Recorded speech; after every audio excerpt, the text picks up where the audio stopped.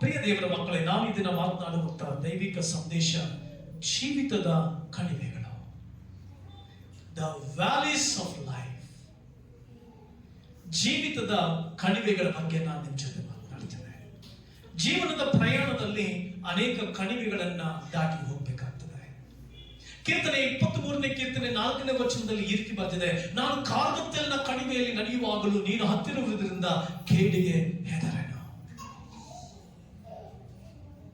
ನಾನು ಕಾರ್ಗತ್ತಲಿನ ಕಣಿವೆಯಲ್ಲಿ ನಡೆಯುವಾಗ ನೀನು ಹತ್ತಿರವಿರುವುದರಿಂದ ಕೇಡಿಗೆ ಹೆದರೆನು. ದಾವೀದನು 23ನೇ ಕೀರ್ತನೆ 1ನೇ ವಚನದಲ್ಲಿ ಬರೀತಾರೆ, ಕರ್ತನು ನನಗೆ ಕುರುಬನು, ಕೊರತೆ ಪಡೆನು. ಅದರ ಹಸುರುಗಾವಗಳನ್ನು ತಗ್ಗಿಸುತ್ತಾನೆ, ವಿಶ್ರಾಂತಿಕರವಾದ ನೀರುಗಳ ಬಳಿಗೆ ಬರಮಾಡುತ್ತಾನೆ. ಎಷ್ಟು ಅಂದವಾಗಿ ಬರೆದ ಮೇಲೆ 4ನೇ ವಚನಕ್ಕೆ ಸ್ವಲ್ಪ ವಾಯ್ಸ್ ಚೇಂಜ್ ಆಗುತ್ತೆ. ನಾನು ಕಾರ್ಗತ್ತಲಿನ ಕಣಿವೆಯಲ್ಲಿ ನಡೆಯುವಾಗ ನೀನು ಹತ್ತಿರವಿರುವುದರಿಂದ ಕೇಡಿಗೆದರೇನು.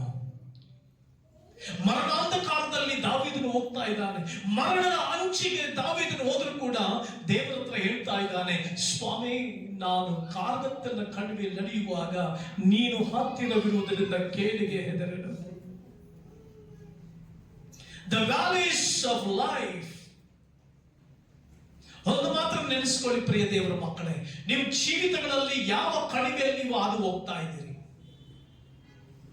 ಕಣಿವೆ ಅಂತಂದ್ರೆ ಅಂಕುಡೊಂಕಾಗಿರುವಂತ ಒಂದು ಪ್ರದೇಶ. ಕಣಿವೆ ಅಂತಂದ್ರೆ ಅಂಕುಡೊಂಕಾಗಿರುವಂತ ಪ್ರದೇಶ, ಕೊರಕಲಾದಂತ ಪ್ರದೇಶ, ಸಮವಾಗಿರುವುದಿಲ್ಲ, ಬೆಟ್ಟಗಳ ಮಧ್ಯದಲ್ಲಿ ದಾಟಿ ಹೋಗುವಂತ ಪ್ರದೇಶ, ಸಣ್ಣ ನದಿಯೋ ಹರಿಯುವಂತ ಪ್ರದೇಶ. ಕಣಿವೆ ಅಂತಂದ್ರೆ ಆ ಕಣಿವೆ ಬಹಳ ದೊಡ್ಡದಾದಂಥ ಡೊಂಗರಗಳಿರುವಂತ ಒಂದು ಸ್ಥಳ. ಸರಿಯಾದಂತ ಮಾರ್ಗ ಇರೋದಿಲ್ಲ, ಸರಿಯಾಗಿ ನಡ್ಕೊಂಡು ಹೋಗೋದಕ್ಕಾಗೋದಿಲ್ಲ. ಬೆಟ್ಟ ಗುಡ್ಡಗಳು ಆವರಿಸಿಕೊಂಡಂತ ಸ್ಥಳ. ಬೆಟ್ಟ ಗುಡ್ಡಗಳು ಆವರಿಸಿಕೊಂಡಿರುವುದರಿಂದ ಅಲ್ಲಿ ಕತ್ತಲೆಯು, ಗಾಢಾಂಧಕಾರವು ಆವರಿಸಿಕೊಂಡಿರ್ತದೆ. ದೊಡ್ಡ ದೊಡ್ಡ ಕಣಿವೆಗಳು, ಕೊರಕಲಾದಂತ ನೆಲಗಳು, ಸಮವಿಲ್ಲದ ಭೂಮಿ, ಇಳಿಜಾರಿನಲ್ಲಿರುವಂತ ಭೂಮಿ, ಬೆಟ್ಟ ಗುಡ್ಡಗಳಿಂದ ಆವರಿಸಿಕೊಂಡು ಕಾರ್ಗತ್ತಲೆಯನ್ನ ತಂದು ಹಾಕುವಂತ ಒಂದು ಕೊರಕಲಾದಂತ ಪ್ರದೇಶ ಕಣಿವೆ. ಆ ಕಣಿವೆಯಲ್ಲಿ ಹಾದು ಹೋದಾಗಲೂ ನೀ ನನ್ನ ಹತ್ತಿರವಿರುವುದರಿಂದ ಕೇಡಿಗೆ ಹೆದರೆನು. ಅದಕ್ಕೆ ಕೀರ್ತನೆಗಾರ ಬರೀತಾ ಇದ್ದಾನೆ, ನಾನಂತ ಕಣ್ಣೀರಿನ ಕಣಿವೆಯಲ್ಲಿ, ಗಾಢಾಂಧಕಾರದ ಕಣಿವೆಯಲ್ಲಿ ದಾಟಿ ಹೋಗುವಾಗಲೂ ನೀನು ನನ್ನ ಜೊತೆ ಇರುವುದರಿಂದ ಹೆದರೋದಿಲ್ಲ ಸ್ವಾಮಿ, ನನಗೆ ಭಯವಿಲ್ಲ ಸ್ವಾಮಿ ಎಂಬುದಾಗಿ ದಾವೀದನು ಹೇಳ್ತಾನೆ. ದಾವೀದನು ನೊಂದು ಹೋಗಿದ್ದ, ದಾವೀದನು ಕುಗ್ಗಿ ಹೋಗಿದ್ದ. ದಾವೀದನಿಗೆ ಕಣ್ಣೀರು, ಮರಣಾವಸ್ಥೆಯ ಕಾಲ ಬಂದರೂ ಕೂಡ, ಮರಣವು ನನ್ನನ್ನು ಸಮೀಪಿಸಿದರೂ ಕೂಡ, ಮರಣದ ಅಂಚಿಗೆ ನಾನು ಹೋದರೂ ಕೂಡ ನೀನು ನನ್ನ ಹತ್ತಿರವಿರುವುದರಿಂದ ಕೇಡಿಗೆ ಹೆದರೇನು. ಪ್ರಿಯ ದೇವರ ಮಕ್ಕಳೇ, ನಾನು 4 ಸಂಗತಿಗಳನ್ನ ನಿಮ್ಮ ಮುಂದೆ ಮಾತನಾಡ್ತೇನೆ. The valley of life often follow blissful times. ಇಂಥ ಕಾಲಘಟ್ಟದಲ್ಲಿ ನಾವು ಹಾದು ಹೋಗುವಾಗ, ಅಂತ ಕೊರಕಲಾದ ಪ್ರದೇಶದಲ್ಲಿ ಹಾದು ಹೋಗುವಾಗ, ಅಂತ ಗಾಢಾಂಧಕಾರ ತುಂಬಿಕೊಂಡಿರುವಂತ ಪ್ರದೇಶದಲ್ಲಿ ನಾವು ಹಾದು ಹೋಗುವಾಗ, ಕೆಲವು ಸಾರಿ ನೋಡಿ, ಕೆಲವರು ಬಹಳ ಇಂಟ್ರೆಸ್ಟಿಂಗ್ ಆದಂತ ಒಂದು ಕಾರ್ಯ ಏನಂತಂದ್ರೆ, ಅಂತ ಜಾಗಗಳಲ್ಲಿಯೇ ಕೆಲವರು ಸೈಕಲ್ಗಳನ್ನ ಓಡಿಸ್ತಾರೆ, ಕೆಲವರು ಬೈಕ್ಗಳನ್ನ ಓಡಿಸ್ತಾರೆ. ಬೈಬಿಲ್ದೆ ಮೋಜು ಮಸ್ತಿಗಾಗಿ ಓಡ್ತಾರೆ. ಅಂದ್ರೆ ಏನೋ ಲೈಫ್ ಚೇಂಜ್. ಎಲ್ಲರೂ ಸಂವಾದ ದಾರಿಯಲ್ಲಿ ಹೋಗ್ತಾರೆ, ನಾನು ಈ ದಾರಿಯಲ್ಲಿ ಹೋಗೋಣ ಅನ್ನುವಂತ ಒಂದು ಖುಷಿ, ಒಂದು ಸಂತೋಷ.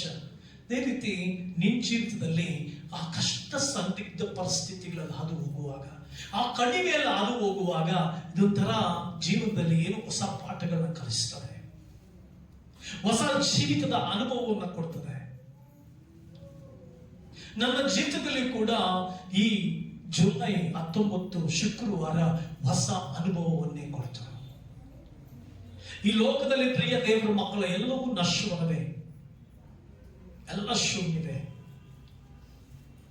ಜೀವನದಲ್ಲಿ ಒಂದು ಹೊಸ ಅನುಭವವನ್ನ ಕೊಡ್ತು, ಒಂದು ಹೊಸ ಪಾಠವನ್ನೇ ಕಲಿಸ್ತು, ನನ್ನ ಆಲೋಚನೆಗಳನ್ನೇ ಬದಲಾಯಿಸಿತು.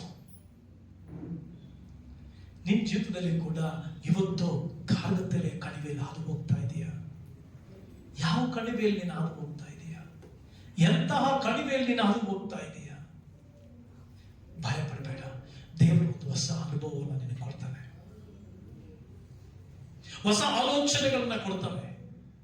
ಈ ಕಷ್ಟ, ಸಂದಿಗ್ಧ, ಕ್ಲಿಷ್ಟಕರವಾದಂತಹ ಸಂದರ್ಭದಲ್ಲಿ ದೇವರು ಹೊಸ ಆಲೋಚನೆಗಳನ್ನ ಕೊಡ್ತಾನೆ, ಹೊಸ ಅನುಭವಗಳನ್ನ ಕರ್ತ ನಿಮಗೆ ಕೊಡ್ಲಿಕ್ಕಿದ್ದಾನೆ. ಪ್ರಿಯ ದೇವರ ಮಕ್ಕಳೇ, ದೇವರು ನಮಗೆ ಈ ಸಂದಿಗ್ಧ ಪರಿಸ್ಥಿತಿಗಳಲ್ಲಿ ದೇವರೇ ನಡೆಸುವಾಗ, ದೇವರೇ ಈ ಕಣಿವೆಯಲ್ಲಿ ನಮ್ಮನ್ನು ನಡೆಸುವಾಗ, ನಮ್ಮ ಜೀವಿತದ ಪರೀಕ್ಷೆ, ನಮ್ಮ ಮನೋಭಾವನೆಗಳ ಪರೀಕ್ಷೆ, ನಮ್ಮ ಆಲೋಚನೆಗಳ ಪರೀಕ್ಷೆ. ನನಗೆ ಪೂರ್ಣ ಅರ್ಥ ಮಾಡಿಕೊಂಡ ಜೀವನವನ್ನ, ಪರಿಪೂರ್ಣ ಅರ್ಥ ಮಾಡಿಕೊಂಡೆ ಜೀವಿತವನ್ನ, ಪರಿಪೂರ್ಣ ಅರ್ಥ ಮಾಡಿಕೊಂಡೆ ಜನರನ್ನ, ಪರಿಪೂರ್ಣ ಅರ್ಥ ಮಾಡಿಕೊಂಡೆ ಮೋಸಗಾರರ ವಂಚನೆಗಳನ್ನ, ಪರಿಪೂರ್ಣ ಅರ್ಥ ಮಾಡಿಕೊಂಡೆ ಕೈ ತುತ್ತನ್ನೇ ಕೊಟ್ಟು ವಿಷ ಹಾಕುವಂತ ಜನರನ್ನ, ಪರಿಪೂರ್ಣ ಅರ್ಥ ಮಾಡಿಕೊಂಡೆ ಎಲ್ಲ ವ್ಯಕ್ತಿಗಳನ್ನ ಒಂದು ರಾತ್ರಿಯಲ್ಲಿ ಪರಿಪೂರ್ಣ ಅರ್ಥ ಆಗಿ ಹೋಯ್ತು. ಯಾಕೆ ದೇವರೇ ನಾನು ನಡೆಸ್ತೆ ಅನ್ನುವಾಗ 2.5 ಗಂಟೆಗೆ ಉತ್ತರ ಸಿಕ್ತು. ಬೆಳಗಿನ ಜಾವ ದೇವರು ಉತ್ತರವನ್ನು ಕೊಟ್ಟ. ನಿನ್ನ ಜೀವಿತದಲ್ಲಿ ಇವತ್ತು ಯಾವ ಪರಿಸ್ಥಿತಿ ಇರಲಿ, ಯಾವುದೇ ಸಂಗತಿಗಳಿರಲಿ, ಅರ್ಥ ಮಾಡಿಕೊಳ್ಳುವುದಕ್ಕೆ ದೇವರು ನಡೆಸ್ತಾನೆ. ಎಲ್ಲವುಗಳನ್ನು ಅರ್ಥ ಮಾಡಿಕೊಳ್ಳುವುದಕ್ಕೆ ದೇವರು ನಿನ್ನನ್ನು ಆ ಮಾರ್ಗದಲ್ಲಿ ನಡೆಸ್ತಾನೆ. ಒಂದು ವೇಳೆ ಅನಾರೋಗ್ಯ ಇದೆಯಾ, ಅನಾರೋಗ್ಯದಲ್ಲಿ ಯಾಕೆ ನಡೆಸ್ತಾ ಇದ್ದಾನೆ ಅಂತಂದ್ರೆ, ಆ ಅನಾರೋಗ್ಯದ ಕುರಿತು ನೀನು ಅರ್ಥ ಮಾಡಿಕೊಳ್ಳಬೇಕು, ಪೂರ್ಣ ಅರ್ಥ ಮಾಡಿಕೊಳ್ಬೇಕಂತ ನಡೆಸ್ತಾನೆ. ಮನೆಯಲ್ಲಿ ಸಮಸ್ಯೆ ಜಾಸ್ತಿ ಆಗ್ತಾ ಇದೆ ಅಂದ್ರೆ ಅರ್ಥ ಮಾಡಿಕೋ. ಹೆಂಡತಿಯಿಂದ ಸಮಸ್ಯೆ ಜಾಸ್ತಿ ಆಗ್ತಾ ಇದೆ ಅಂದ್ರೆ ಗಂಡನಾದ ನೀನು ಅರ್ಥ ಮಾಡಿಕೋ. ಸೈತಾನನು ನಿನ್ನ ಬಲಹೀನಪಡಿಸುವುದಕ್ಕಾಗಿ, ನೀನು ಯಾವುದೋ ಉತ್ತಮವಾದ ಕಾರ್ಯ ಸಾಧಿಸಲಿಕ್ಕೆ ಹೋಗುವುದಕ್ಕಿರುವಾಗ, ನೀನೇನೋ ದೊಡ್ಡ ಆಶೀರ್ವಾದದ ಕಡೆ ಹೋಗುವಾಗ ನಿನ್ನನ್ನ ಕೆಳಗಡೆ ಎಳೆಯುವಂತ ಶಕ್ತಿ ಮೊಟ್ಟ ಮೊದಲು ಬರ್ತಾ ಇದೆ ಅಂದ್ರೆ ಅರ್ಥ ಮಾಡಿಕೋ. There will be a steps. ನೀನು ಇನ್ನೊಂದು ಸ್ಟೆಪ್ ಮೇಲೆ ಹೋಗ್ತಾ ಇದೆಯಾ ಅಂತಂದ್ರೆ ಅದರ ಅರ್ಥ ನಿನ್ನ ಕಾಲು ಎಳೆಯುವಂತವ್ರು ಮೊದಲು ಕಾಣಿಸಿಕೊಂಡಾಗ ನಿನಗೆ ಅರ್ಥ ಆಗಬೇಕಾಗಿತ್ತು, ನನಗೆ ಇನ್ನೊಂದು ಮೆಟ್ಟಲು ಸಿದ್ಧ ಆಗ್ತಾ ಇದೆ ಅಂತ. ದಾನಿಯೇಲನು ಉನ್ನತ ಸ್ಥಾನಕ್ಕೆ ಹೋಗುವುದಕ್ಕಿಂತ ಮುಂಚೆ ಅವನನ್ನ ಕಾಲು ಎಳೆಯುವುದಕ್ಕೆ ನೋಡಿದ್ರು, ಅವನು ಇನ್ನೊಂದು ಮೆಟ್ಟಲು ಹತ್ತಿದ. ಶದ್ರಕ್, ಮೇಷಕ್, ಅಬೇದ್ನೆಗೋ ಉನ್ನತ ಮಟ್ಟಕ್ಕೆ ಬರುವುದಕ್ಕಿದ್ದರು, ಆದರೆ ಉನ್ನತ ಮಟ್ಟಕ್ಕೆ ಬರುವುದಕ್ಕಿಂತ ಮುಂಚೆ ಜನರು ಬೆಂಕಿಯನ್ನು ತೋರಿಸಿದರು. ಆ ಬೆಂಕಿಯೊಳಗಡೆ ಅವರು ಜಯವನ್ನು ಪಡೆದಿದ್ದರಿಂದ ಇನ್ನೊಂದು ಮೆಟ್ಟಲು ಅವರು ಹತ್ತಿದರು. ನಿಮ್ಮ ಜೀವಿತದಲ್ಲಿ ಕೂಡ ಕೀರ್ತನೆಗಾರನು ಏನು ಹೇಳ್ತಾ ಇದ್ದಾನೆ ಅಂದ್ರೆ, ಆ ಕಾಗತ್ತಲ ಕಣಿವೆಯಲ್ಲಿ ಹೋಗುವಾಗ ಅಂಕು ಕಷ್ಟ ಇದೆ, ಅದು ಹ್ಯಾಪಿಯೆಸ್ಟ್ ಆಗಿ ಮುಂದೆ ಕಣೆ. ದೇವರ ವಾಕ್ಯದಲ್ಲಿ ಕೀರ್ತನೆ 119ನೇ ಕೀರ್ತನೆ 71ನೇ ವಚನದಲ್ಲಿ ರೀತಿ ಬರ್ತಿದೆ, ಕಷ್ಟಾನುಭವವು ಹಿತಕರವಾಯಿತು, ಅದರಿಂದಲೇ ನಿನ್ನ ನಿಬಂಧನೆಗಳನ್ನ ಕಲಿತಿರ. ಕಷ್ಟಾನುಭವವು ಹಿತಕರವಾಗಬೇಕು, ಆ ಕಷ್ಟ ಹಿತಕರವಾಗಬೇಕು. ಆ ಕಣಿವೆಯಲ್ಲಿ ನೀನು ಹಾದು ಹೋಗುವಾಗ ಹಿತಕರವಾಗಿರಬೇಕು. That is the valleys of life, not value, valleys of life. ಕಣಿವೆಯಲ್ಲಿ ಹಾದು ಹೋಗುವಾಗ ಕಣ್ಣೀರು ದುಃಖಗಳು ಬರುವಾಗ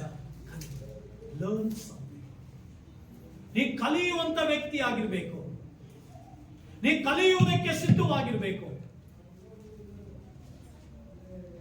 ನೀನು ಕಲಿಯುವುದಕ್ಕೆ ಸಿದ್ಧವಾಗಿರುವಾಗ ದೇವರು ಕಲಿಸಿಕೊಡ್ತಾನೆ.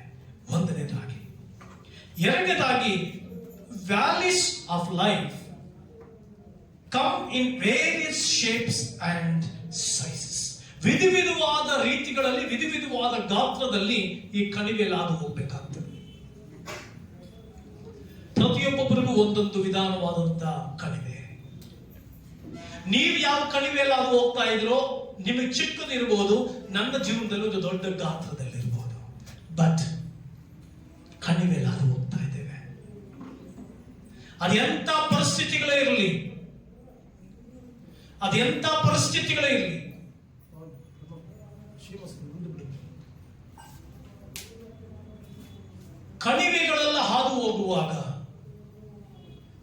ಅದರ ಗಾತ್ರ, ಅದರ ಶೇಪ್ಸ್,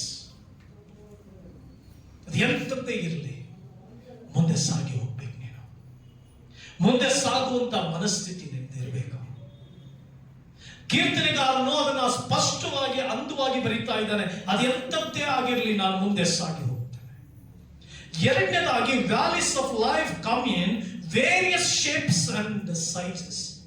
ವಿಧವಿಧವಾದ ಗಾತ್ರದಲ್ಲಿ, ವಿಧವಿಧವಾದ ಲಕ್ಷಣಗಳಲ್ಲಿ ನಿಮ್ಮ ಮುಂದೆ ಬರಬಹುದು.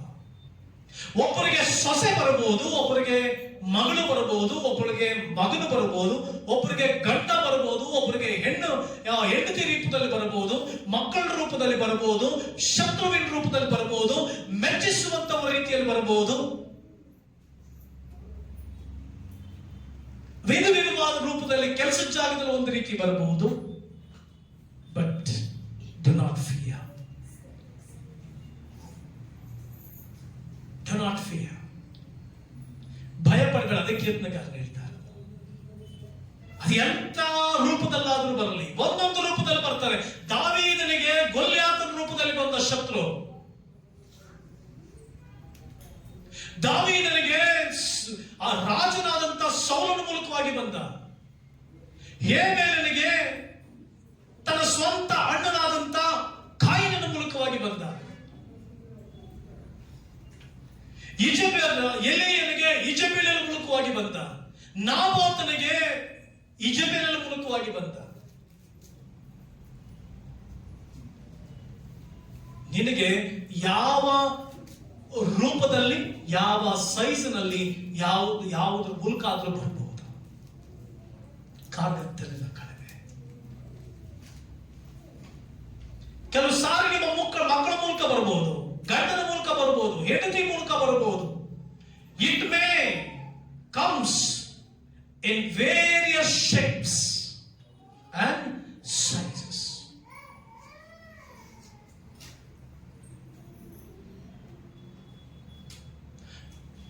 ನನಗೆ ಅನೇಕ ಜನರು ವಿಧ ವಿಧವಾದಂತಹ ರೂಪದಲ್ಲಿ ಬರ್ತಾನೆ ಇರ್ತಾರೆ. ನಾನು ಸಂಬಳ ಕೊಡುವಂತ, ಕೆಲಸ ಮಾಡುವಂತ ಕೆಲಸಗಾರರ ಮೂಲಕ ಬರ್ತಾನೆ. ಒಬ್ಬ ಕೆಲಸ ಮಾಡ್ತಿದ್ದ, ಪದೇ ಪದೇ ನನಗೆ ಬಂದು ಒಂದು ಮಾತು ಹೇಳ್ತಿದ್ದ, ನಾನು ನೀನ್ ಕುತ್ಕೊಳ್ಳೋ ಜಾಗದಲ್ಲಿ ಕುತ್ಕೊಳ್ಬೇಕಾಯ್ತು, ನಿನಗಿಂತ ದೊಡ್ಡ ಸ್ಥಾನದಲ್ಲೇ ಕುತ್ಕೊಳ್ಬೇಕಾಯ್ತು, ನಾನು ಅಂಬಾನಿ ಅಂತ. ನೋಡ್ತಾನೆ ಇದ್ದೆ, ಇದು ಯಾವ ದೇವನಪ್ಪ ಇದು? ಪ್ರತಿ ಸಾರಿ ಬಂದು ನನ್ನ ಅಭಿಷೇಕಕ್ಕೆ ಪ್ರಶ್ನೆ, ಪ್ರತಿ ಸಾರಿ ಬಂದು ನನ್ನ ಲೀಡರ್ಶಿಪ್ಗೆ ಪ್ರಶ್ನೆ, ಪ್ರತಿ ಸಾರಿ ಬಂದು ನನ್ನ ನಾಯಕತ್ವಕ್ಕೆ ಪ್ರಶ್ನೆ. ನಿನ್ನ ನಾಯಕತ್ವಕ್ಕೆ ನಾನು ಇರಬೇಕು, ನಿನ್ನ ಲೆವೆಲ್ ನಾನು ಇರಬೇಕಾಯ್ತು. ಆ ಲೆವೆಲ್ ನಲ್ಲಿ ನನಗೆ ಕೇಳಿಸ್ಕೊಂಡು ಬಹಳ ಆಶ್ಚರ್ಯ ಆಗ್ತಾ ಇತ್ತು. ಒಂದು ಎರಡು ದಿನ ಹಿಂದೆ ಮಾತನಾಡ್ತಿರುವಾಗ ಅದೇ ರೀತಿ ಹೇಳ್ದ, ಗೆಟ್ ಔಟ್ ಅಂತ. ಗೆಟ್ ಔಟ್ ಅಂತ. ನನ್ನ ನಾಯಕತ್ವಕ್ಕೆ ಪ್ರಶ್ನೆ ಮಾಡ್ತಾ ಇರುವಂತ, ನನ್ನ ಲೀಡರ್ಶಿಪ್ ಕ್ವಾಲಿಟಿಗೆ, ನನ್ನ ಅಭಿಷೇಕಕ್ಕೆ, ನನ್ನ ಆ ಪವಿತ್ರಾತ್ಮನನ್ನು ಅಭಿಷೇಕ ಮಾಡಿ ಸೇವಕನಾಗಿ ನಡೆಸಿಕೊಂಡಿರುವುದಕ್ಕೆ ನೀವು ಪ್ರಶ್ನೆ ಮಾಡ್ತಾ ಇದ್ದೆ ಅಂದ್ರೆ you are not suitable person. Get out ಅಂತ.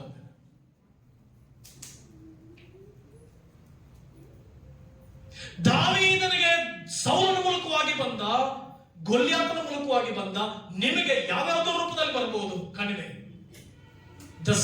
ಯೇಸು ಸ್ವಾಮಿ ಹೇಳಿದ್ರು, ಪೇತ್ರನ ಮೂಲಕವಾಗಿ ಯೇಸು ಸ್ವಾಮಿ ಹತ್ರನೇ ಸೈತಾನ್ ಬಂದ್ಬಿಟ್ಟ. ಯೇಸು ಸ್ವಾಮಿ ಏನೋ ಹೇಳ್ತಾ ಇದ್ದಾರೆ, ತನ್ನ ಶಿಲುಬೆ ಬಗ್ಗೆ ಮಾತನಾಡ್ತಾ ಇದ್ದಾರೆ, ತನ್ನ ದರ್ಶನದ ಬಗ್ಗೆ ಮಾತನಾಡ್ತಾ ಇದ್ದಾರೆ, ತನ್ನ ನಿತ್ಯತ್ವದ ಬಗ್ಗೆ ಮಾತನಾಡ್ತಾ ಇದ್ದಾರೆ, ಪರಲೋಕ ರಾಜ್ಯದ ಬಗ್ಗೆ ಮಾತನಾಡ್ತಾ ಇದ್ದಾರೆ. ಪೇತ್ರನು ತನ್ನ ಅಪೊಸ್ತಲನಿಂದ ಎನಿಸಿಕೊಂಡಂತ ಪೇತ್ರನ ಮೂಲಕವಾಗಿ ಸೈತಾನ ಬಂದ. ಯೇಸು ಸ್ವಾಮಿ ಒಂದೇ ಮಾತಾಡಿದ್ರು, ಸೈತಾನನೇ ನನಗೆ ವಿಘ್ನವಾಗಬೇಡ, ನಡೆ ಅಂತ. ಫೈಂಡ್ ಔಟ್ ಎಲ್ಲಿಂದ ಸೈತಾನ್ ಬರ್ತಾ ಇದ್ದಾನೆ, ಫೈಂಡ್ ಔಟ್.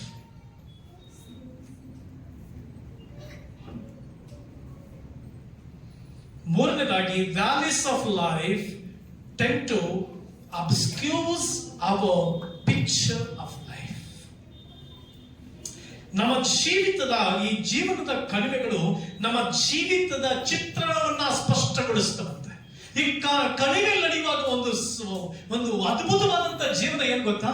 ಈ ಕಾಗತ್ತಲ ಕಣಿವೆ ನಡೆಯುವಾಗ ನಮ್ಮ ಜೀವನದ ಸ್ಪಷ್ಟತೆಯನ್ನ ಅಸ್ಪಷ್ಟಗೊಳಿಸುತ್ತದೆ. ನಮ್ಮ ಜೀವನದ ಚಿತ್ರಣವನ್ನೇ ಅಸ್ಪಷ್ಟಗೊಳಿಸ್ತದೆ. ನಾನು ದೇವ್ರ ಸೇವಕ, ನಾನು ದೇವರ ಅಭಿಷಿಕ್ತನು, ನಾನು ಎಲ್ಲರನ್ನು ಪ್ರೀತಿ ಮಾಡಬೇಕಾದವನು, ಎಲ್ಲರಿಗೂ ಕೃಪೆ ತೋರಿಸಬೇಕಾದವನು, ಎಲ್ಲರಿಗೂ ದಯ ತೋರಿಸಬೇಕಾದವನು, ಆ ಚಿತ್ರಣವನ್ನೇ ಅಸ್ಪಷ್ಟಗೊಳಿಸುವಂತ ಸಂಗತಿಗಳು ನಮ್ಮ ಕಣ್ಣು ಮುಂದೆ ಬರ್ತವೆ. ದೇವರು ನನಗಾಗಿ ಒಂದು ದೊಡ್ಡ ಉದ್ದೇಶವನ್ನು ಇಟ್ಟಿದ್ದಾನೆ, ಸೇವೆಯಲ್ಲಿ ದೊಡ್ಡ ಉದ್ದೇಶವನ್ನು ಇಟ್ಟಿದ್ದಾನೆ, ಕುಟುಂಬದಲ್ಲಿ ದೊಡ್ಡ ಉದ್ದೇಶವನ್ನು ಇಟ್ಟಿದ್ದಾನೆ, ದೊಡ್ಡ ಆಶೀರ್ವಾದವನ್ನು ಇಟ್ಟಿದ್ದಾನೆ. ಅದನ್ನು ಅಸ್ಪಷ್ಟಗೊಳಿಸ್ಬಿಡ್ತಾರಂತ, ಬ್ಲರ್ ಮಾಡಿಬಿಡ್ತಾರಂತ. ಬ್ಲರ್ ಮಾಡಿಬಿಟ್ರೆ ಹೆಂಗ್ ಕಾಣಿಸುತ್ತೆ? ಬ್ಲರ್ ಮಾಡಿಬಿಟ್ರೆ ಹೆಂಗ್ ಕಾಣಿಸುತ್ತೆ? ಮಂಜು ಕಾಣಿಸುತ್ತೆ. ಜೀವನದ ಚಿತ್ರೀಕರಣವನ್ನ ಅಸ್ಪಷ್ಟಗೊಳಿಸುವಂತ ವ್ಯಕ್ತಿಗಳು ನಿಮ್ ಕಣ್ಣು ಮುಂದೆ ಬರ್ತಾರೆ. ನಿಮಗೆ ನೀವೇ ಅನಿಸ್ಕೊಳ್ಬೇಕು, ನಾನು ನಿಜವಾಗ್ಲೂ ದೇವರ ಮಗುನ, ನಾನು ನಿಜವಾಗ್ಲೂ ದೇವರ ಸೇವಕನ, ನನ್ನ ನಿಜವಾಗ್ಲೂ ದೇವರ ಸೇವೆ ಆಶೀರ್ವಾದ ಮಾಡ್ತಾರ, ನನಗೆ ಅದ್ಭುತಗಳು ನಡೆಯುತ್ತಾ, ನನಗೆ ಅತಿಶಯಗಳು ನಡೆಯುತ್ತಾ, ನನ್ನ ಕುಟುಂಬ ಮೇಲೆತ್ತಲ್ಪಡ್ತೀನ, ನಾನು ಮೇಲ್ ಬರ್ತೀನ ಅನ್ನುವಂತ ಅಸ್ಪಷ್ಟತೆಯನ್ನ ಸೈತಾನ್ ತರ್ತಾನೆ. Be careful. Be very careful. Values of life tend to obscure our picture of life. ನೀನ್ ನರ್ಸ್ ಆಗ್ತೀಯ, ಅದು ಸ್ಪಷ್ಟತೆ. ಸೈತಾನ್ ತಂದೆ ಹೇಳ್ತಾನೆ, ನಿನ್ಗೆ ಎಲ್ಲೆಷ್ಟೆಲ್ಲ ಪ್ರಾಬ್ಲಮ್ ಇದೆ, ನೀನು ಆಗ್ತೀಯಾ, ನಿನ್ ಜೀವನದ ಅಸ್ಪಷ್ಟತೆಯನ್ನು ತೆಗೆದುಕೊಂಡು ಬರ್ತಾನೆ. Don't give your heel to Satan. ನಾಲ್ಕನೇದಾಗಿ, the valleys of life are part of the paths of righteousness even for believers. ನಾವು ನೀತಿವಂತರಾಗಿ ನಡೀತಾ ಇದ್ದೀವಲ್ಲ, ಭಕ್ತಿವಂತರಾಗಿ ನಡೀತಾ ಇದ್ರೆ ಜನ ಏನಂತಾರೆ? ಯುಕ್ತಿ ಅಂತಾರೆ, ಮೋಸ ಅಂತಾರೆ. ನೀತಿವಂತರಾಗಿ ಎಷ್ಟು ನಡೀತಾ ಇರೋ? ನೀತಿವಂತನಿಗೆ ಸಂಭವಿಸುವ ಕಷ್ಟಗಳು ಅನೇಕವಿದ್ದರೂ ಅವೆಲ್ಲವುಗಳೊಂದಿಗೆ ಅವೆಲ್ಲವುಗಳಿಂದ ದೇವರೇನ್ ಮಾಡ್ತಾರಂತೆ? ತಪ್ಪಿಸ್ತಾರೆ. ನೀತಿವಂತನಿಗೆ ಕಷ್ಟ ಬರೋದು, ನೀತಿವಂತನಿಗೆ ಹಿಂಸೆ ಬರೋದು, ನೀತಿವಂತನಿಗೆ ಅವಮಾನ ಬರೋದು, ನೀತಿವಂತನಿಗೆ ನಿಂದೆ ಬರೋದು, ನೀತಿವಂತನಿಗೆ ಸುಳ್ಳಂತ ಬರೋದು, ನೀತಿವಂತನಿಗೆ ಮೋಸಗಾರ ಅಂತ ಬರೋದು, ಇನ್ನ ಯಾರಿಗೂ ಅಲ್ಲ. ನಡೆಯ ಅವ್ನು ಕಳ್ಸಪ್ಪ ಅಲ್ಲಲ್ಲ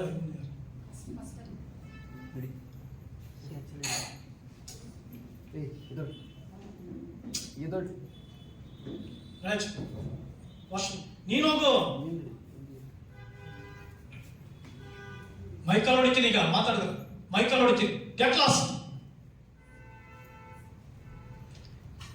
The valleys of life are part of the paths of righteousness even for believers. ಒಳ್ಳೆಯವರಿಗೆ ಕೆಟ್ಟವನಂತ ಹೆಸರು ಬರೋದು, ನೀತಿವಂತನಿಗೆ ಅನೀತಿವಂತನಂತ ಹೆಸರು ಬರೋದು, ಒಳ್ಳೆಯದು ಮಾಡೋವನಿಗೆ ಕಳ್ಳ ಅಂತ ಹೆಸರು ಬರೋದು, ಕೆಟ್ಟವನಿಗೆ ಕೆಟ್ಟ ಹೆಸರು ಬರೋ ಅವಶ್ಯಕತೆ ಇಲ್ಲ.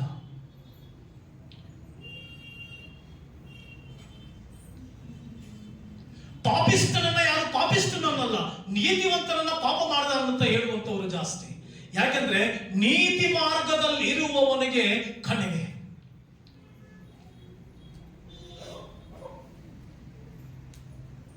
ಭಕ್ತಿವಂತನಾಗಿ ಎಷ್ಟು ಭಕ್ತಿವಂತನಾಗಿ ಹೋಗ್ತೀಯೋ ಅಷ್ಟು ನಿನಗೆ ಹಿಂಸೆ, ಅಷ್ಟು ನೀನ್ ಭಕ್ತಿ, ನಿಜವಾದ ಭಕ್ತಿ ಇದ್ರೆ ನಿನಗೆ ಹಿಂಸೆ ಇರಬೇಕು. That is the sign. ಭಕ್ತಿವಂತರಿಗೆ ಸಂಭವಿಸುವ ಕಷ್ಟಗಳು ಅನೇಕವಿದ್ದರೂ ದೇವರವೆಲ್ಲವುಗಳನ್ನು ತಪ್ಪಿಸ್ತಾರೆ. ಭಕ್ತಿವಂತ, ನಿನ್ ಭಕ್ತಿ ಕ್ಯಾಲ್ಕುಲೇಷನ್ ತೂಕ ಎಲ್ಲಿ ಗೊತ್ತಾ? ನೀನ್ ಭಕ್ತಿವಂತನಾಗಿ ನಡೀತಾ ಇದ್ರೆ ನಿನಗೆ ಹೆಚ್ಚು ಶ್ರಮ. ನೀನು ಯಥಾರ್ಥವಂತನಾಗಿ ನಡೆಯುವಾಗ ನಿನ್ನನ್ನು ದೂಷಿಸುವಂತವ್ರು ಜಾಸ್ತಿ ಆಗಬೇಕು. ಏನಪ್ಪ ಇದೆಲ್ಲ ಉಲ್ಟಾ ಪಲ್ಟಾ ಹೇಳ್ತಾ ಇದ್ದೆ ಪಾಸ್ಟರ್? ಇದೇ ಸತ್ಯ.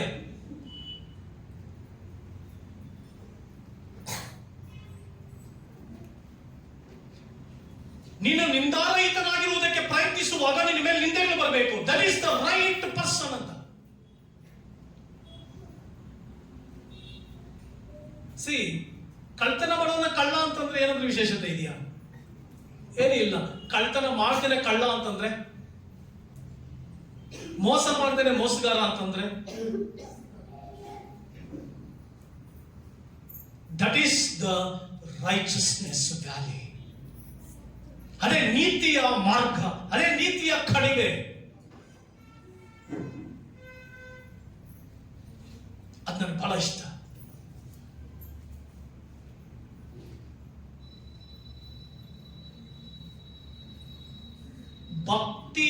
ಅನುಸರಿಸುವುದಕ್ಕೆ ಮನಸ್ಸು ಮಾಡುವವರು, ನೀತಿಯನ್ನು ಅನುಸರಿಸುವುದಕ್ಕೆ ಮನಸ್ಸು ಮಾಡುವವರು, ನೀತಿಯ ಭಕ್ತಿಯಲ್ಲಿ ಬದುಕುವುದಕ್ಕೆ ತೀರ್ಮಾನ ಮಾಡುವ ಪ್ರತಿಯೊಬ್ಬರಿಗೂ ಹಿಂಸೆ ಆಗುತ್ತದೆ.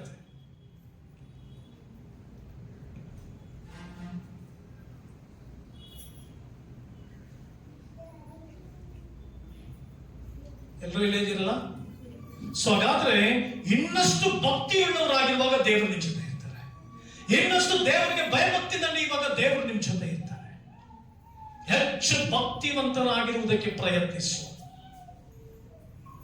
ಭಕ್ತಿವಂತರಾಗಿ ಪ್ರಯತ್ನಿಸುವವರು ಎಲ್ಲರಿಗೂ ಹಿಂಸೆ ಆಗುತ್ತಂತೆ. ದಟ್ ಈಸ್ ಗುಡ್, ಒಳ್ಳೆಯದು. ಪ್ರಿಯ ದೇವರ ಮಕ್ಕಳ, ಹಾಗಾದ್ರೆ ಆ ನೀತಿಯ ಕಾಲುವೆಯಲ್ಲಿ ನಡೆಯುವಂತ ಎಲ್ಲಾ ವಿಶ್ವಾಸಿಗಳು ಕೂಡ ಕಣಿವೆಯಲ್ಲಿ ಹಾದು ಹೋಗ್ಬೇಕು. We have to go through that. But ನೀನೇನ್ ಮಾಡಬೇಕು? ನಿನ್ ಜೀವಿತದಲ್ಲಿ ಏನ್ ಮಾಡಬೇಕು? ಇಂಥ ಸನ್ನಿವೇಶಗಳಿರುವಾಗ ದೀನತೆಯನ್ನ ಕಲಿತುಕೋ. ಹ್ಯುಮಿಲಿಟಿ, ದೀನತೆಯನ್ನ ಕಲಿತುಕೋ. ಎಷ್ಟು ಜನರಲ್ಲಿ ದೀನತೆ ಇದೆ? ಎಷ್ಟು ಜನರು ದೀನತೆಯನ್ನು ನಾವು ಕಾಣ್ತಾ ಇದ್ದೇವೆ? ಕುಟುಂಬದಲ್ಲಿ ಈ ಕಣಿವೆಯಲ್ಲಿ ಹಾದು ಹೋಗುವಾಗ ಕಷ್ಟಗಳು ದೇವರೇ ಅನುಮತಿಸ್ತಾರೆ. ಎಷ್ಟೋ ಕಾರ್ಯಗಳನ್ನ ಕರ್ತನೇ ಅನುಮತಿಸ್ತಾರೆ. ದೇವರು ಅನುಮತಿಸಿದಾಗ ಏನ್ ಕಲಿತಾ ಇದೆಯಾ? ನನ್ನ ಜೀವಿತದಲ್ಲಿ ದೀನತೆಯನ್ನ ಕಲಿತುಕೊಂಡೆ. ನಾನು ಬದುಕಿನ ನಾನು ಕಲಿತಾ ಇದ್ದೇನೆ, ದೀನತೆಯನ್ನ ಕಲಿತಾ ಇದ್ದೇನೆ.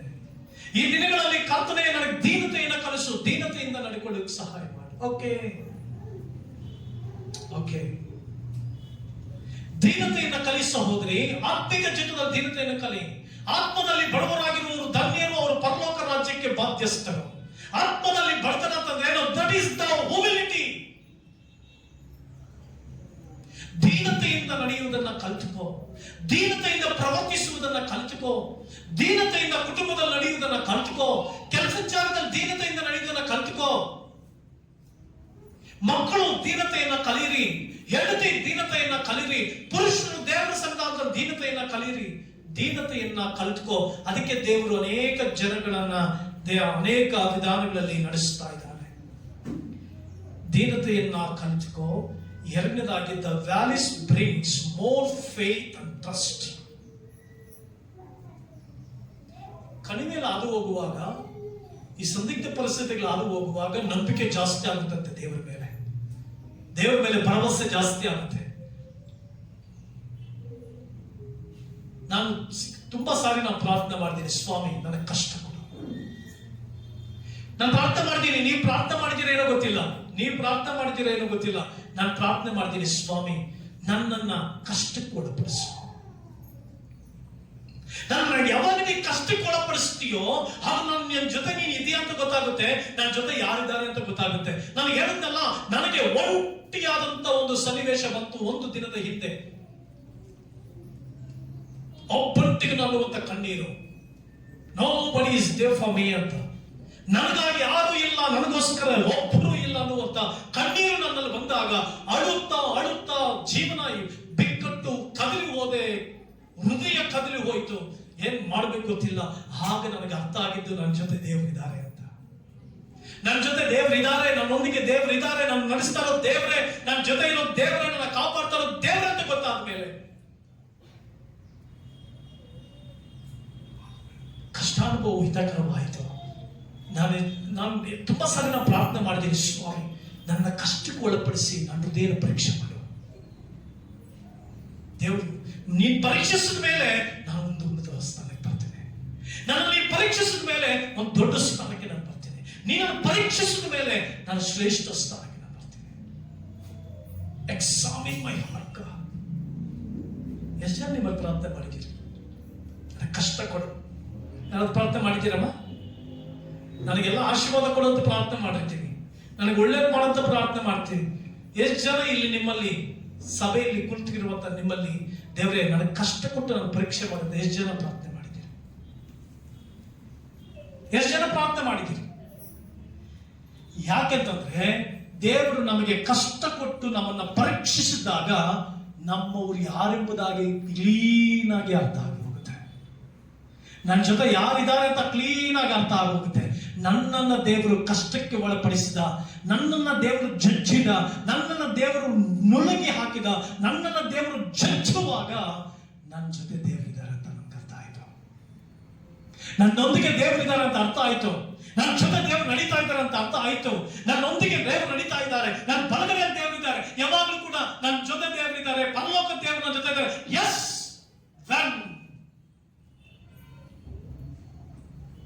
ಇಷ್ಟ ಸಾರಿ ಹೇಳ್ತೀವಲ್ಲ, ದೇವರು ನನ್ನ ಜೊತೆ ಇದ್ರೆ, ದೇವರು ನನ್ನ ಜೊತೆ ಇದ್ರೆ, ದೇವರು ನನ್ನ ಜೊತೆ ಇದ್ರೆ ಅಂತ ಹೇಳ್ತೀಯಲ್ಲ.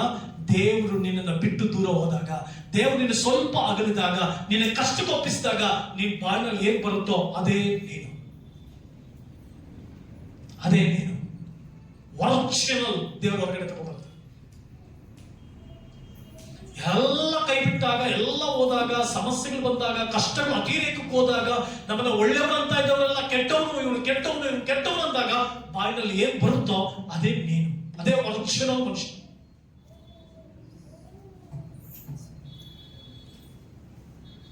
ಅವನೇ ನಿಜವಾದ ಮನುಷ್ಯ. ಯಾಕಂದ್ರೆ ನೀನ್ ತಿಳ್ಕೊ, ನೀನ್ ಯಾರು ಅಂತ ನಿನ್ಗೆ ದೇವರು ತೋರಿಸ್ತಾನೆ. ದೇವರ ಮೇಲೆ ಜಾಸ್ತಿ ಕಷ್ಟಗಳೆಲ್ಲ ಕೈ ಬಿಡಲ್ಪಟ್ಟ ಕಡಿಮೆ ಅದು ಹೋಗುವಾಗ ದೇವರ ಮೇಲೆ ನಂಬಿಕೆ ಜಾಸ್ತಿ ಆಗ್ಬೇಕು, ದೇವರ ಮೇಲೆ ಭರವಸೆ ಜಾಸ್ತಿ ಆಗ್ಬೇಕು. ಮೂರನೇದಾಗಿ, the valleys help us to appreciate our weakness and depending on the shepherd. ಈ ಕಡಿಮೆಯಲ್ಲಿ ಹಾದು ಹೋಗ್ತೀವಲ್ಲ, ನಮ್ಮ ವೀಕ್ನೆಸ್ ಏನಂತ ಗೊತ್ತಾಗುತ್ತೆ. ಎಷ್ಟೋ ಜನರಿಗೆ ದೇವರು ತೋರಿಸ್ತಾನೆ, ನೋಡಯ್ಯ ನಿನ್ನ ವೀಕ್ನೆಸ್ ಇದು ಅಂತ. ಬಟ್ ಆ ವೀಕ್ನೆಸ್ ನಾವು ತಿಳ್ಕೊಳ್ಳಲ್ಲ, ಆ ಬಲಹೀನತೆಗಳು ತಿಳ್ಕೊಳ್ಳಲ್ಲ. ನಾವು ದೇವರ ಮೇಲೆ ಡಿಪೆಂಡ್ ಆಗಲ್ಲ. ನೋಡಿ, ಇಂಥ ಸ್ವಭಾವ ನಿನ್ನಲ್ಲಿದೆ, ಇಂಥ ಗುಣಗಳು ನಿನ್ನಲ್ಲಿದೆ, ಇಂಥ ಬಲಹೀನತೆ ನಿನ್ನಲ್ಲಿದೆ, ತಿಳ್ಕೊ ಅಂತ ದೇವರು ತೋರಿಸ್ತಾ ಹೋಗ್ತಿರ್ತಾನೆ. ಬಟ್ ನಾವು ಎಷ್ಟೋ ಸರಿ ತಿಳ್ಕೊಳ್ಳಲ್ಲ, ದೇವರ ಮೇಲೆ ಡಿಪೆಂಡ್ ಆಗಲ್ಲ.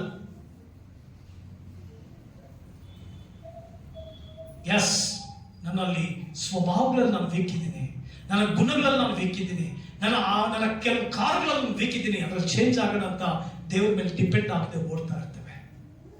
ಆದುದರಿಂದ ಪ್ರಿಯ ದೇವರ ಮಕ್ಕಳೇ, ಪ್ರಿಯ ದೇವ ಜನರೇ, ನನ್ನ ನಿನ್ನ ಜೀವಿತ ಕ್ರಿಸ್ತನ ಪ್ರೀತಿಯ ಕಡೆಗೆ, ಕ್ರಿಸ್ತನ ಕರುಣೆಯ ಕಡೆಗೆ, ಕ್ರಿಸ್ತನ ಕಾರ್ಯಗಳ ಕಡೆಗೆ ಸಾಗಿ ಹೋಗಬೇಕು. ದೇವರ ಮಹಿಮೆ ಕಡೆಗೆ ಸಾಗಿ ಹೋಗಬೇಕು. The life's that when God allows to travel through the valleys of life, learn and obey to God. ದೇವರು ನಮ್ಮನ್ನ ಕಷ್ಟದ ಕಣಿವೆಯಲ್ಲಿ ಹಾದು ಹೋಗುವಂತೆ ಮಾಡಿದಾಗ, ಅನೇಕ ಕಣಿವೆಗಳಲ್ಲಿ ಹಾದು ಹೋಗುವಂತೆ ಮಾಡಿದಾಗ, ಎಲ್ಲವನ್ನ ಗ್ರಹಿಸಿಕೊಂಡು, ಎಲ್ಲವನ್ನ ದೇವರಿಂದ ಕಲಿತುಕೊಂಡು ದೇವರಿಗೋಸ್ಕರ ಜೀವಿಸುವುದಕ್ಕೆ ಮುಂದೆ ಸಾಗಬೇಕು. ಅದರ ಬದಲು ಅಹಂಕಾರ ಪಟ್ಟವರಾಗಿ ಗ್ರಹಿಸಿಕೊಳ್ಳದೆ ಹೋದರೆ ಅನಾಹುತಗಳು, ಸಂಕಟಗಳು ನಮಗೆ. ಪ್ರಿಯ ದೇವರ ಮಕ್ಕಳೇ, this is the valleys of life. ಜೀವನದ ಕಣಿವೆಗಳು. ಈ ಕಣಿವೆಗಳಲ್ಲಿ ಹಾದು ಹೋಗುವಾಗ ಕೀರ್ತನೆಗಾರನು ಹೇಳ್ತಾ ಇದ್ದಾನೆ, ನೀನು ಹತ್ತಿರವಿರುವುದರಿಂದ. ಈ ಕಷ್ಟದ ಕಣಿವೆಯಲ್ಲಿ, ದುಃಖದ ಕಣಿವೆಯಲ್ಲಿ, ವೇದ ಕಣಿವೆಯಲ್ಲಿ ನಾನು ಹಾದು ಹೋಗುವಾಗ ಯಾರು ನನ್ನ ಸಂಗಡ ಇದ್ದಾರೆ? ದಾವೀದನಿಗೆ ದೇವರ ಸಂಗಡ ಇದ್ದುದರಿಂದ ಹೆದರಿಕೆ ಆಗಲಿಲ್ಲ. ಇವತ್ತು ದೇವರು ನಿನ್ನ ಸಂಗಡ ಇರಬೇಕು, ದೇವರು ನಿನ್ನೊಂದಿಗೆ ಇರಬೇಕು, ದೇವರು ನಿನ್ನ ಕುಟುಂಬದೊಂದಿಗೆ ಇರಬೇಕು. ಹಾಗೆ ಹೆದರಿಕೆ ಇರೋದಿಲ್ಲ. ಹಾಗಾದ್ರೆ ಈ ದಿನ ಒಂದು ಪ್ರಶ್ನೆಯೊಂದಿಗೆ ನಿನ್ನ ಮನೆ ಕಳಿಸ್ತಾ ಇದ್ದೇನೆ. ನೀನು ಎಲ್ಲಾ ಕಣಿವೆಗಳಲ್ಲಿ ಹಾದು ಹೋಗುವಾಗ ಯಾರು ನಿನ್ನೊಂದಿಗಿದ್ದಾರೆ? ದೇವರೋ ನೀನು? ನಿನ್ನೊಂದಿಗೆ ದೇವರಿರುವುದು ಖಚಿತಪಡಿಸಿಕೊಂಡಿದ್ರೆ ದೇವರಿಗೆ ಸ್ತೋತ್ರ ಮಾಡಿ ಹೋಗು. ಇಲ್ಲ, ದೇವರು ನನ್ನ ಜೊತೆಯಲ್ಲಿ ಇಲ್ಲ ಅಂತಂದ್ರೆ ಕಣ್ಣೀರಿನಿಂದ ಪಶ್ಚಾತ್ತಾಪ ಪಟ್ಟು ಹತ್ತುಗೋಳಾಡಿ ದೇವರೇ ಪುನಃ ನನ್ನೊಂದಿಗೆ ಬಾ ಅಂತ ದೇವರಿಗೆ ಒಪ್ಪಿಸಿಕೊಟ್ಟು ದೇವರೊಂದಿಗೆ ವಾಪಸ್ ಹೋಗು. ಕರ್ತನು ನಿಮ್ಮನ್ನು ಆಶೀರ್ವದಿಸಲಿ. ಈ ವಾಕ್ಯಗಳ ಮೂಲಕ ನಿಮ್ಮೊಬ್ಬೊಬ್ಬರನ್ನು ಆಶೀರ್ವದಿಸಿ ಪರಲೋಕದ ಮಹಿಮೆಯನ್ನು ನಿಮಗೆ ದಯಪಾಲಿಸಲಿ ಅಂತ ಆಶೀರ್ವದಿಸುತ್ತಾ ದೇವರಲ್ಲಿ ಕೇಳಿಕೊಳ್ಳುತ್ತಾ ನನ್ನ ಪ್ರಸಂಗವನ್ನು ಮುಗಿಸ್ತೇನೆ. God bless you.